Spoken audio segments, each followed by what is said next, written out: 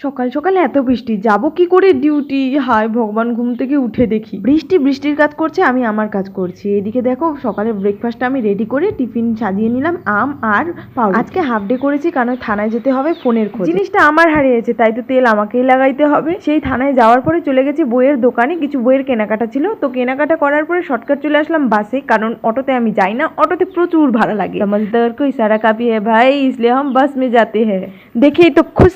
বাস একদম পুরো ফাঁকা, সামনের সিটে বসে গেছি, আর কেউ ছিল না, পাশে একটা আঙ্কেল ছিল। আমি ভাবলাম ভিডিও তো করতেছি, একটু দাঁতা তোমাদেরকেও দেখিয়ে দিই। এই যে দেখো, লোগোं का खुशी में हंसी होते है और मेरा गम में हंसी होती है। আস্তে আস্তে খেতে বসেছিলাম, কারণ না খেলে আমার কিছু কাজ করতেই পারবো না, তাই খাওয়া দাওয়া শেষ করে চলে আসলাম বইগুলো খুলতে। দেখো দুটো বই কিনেছিলাম, পকেট খালি করে চলে আসছি।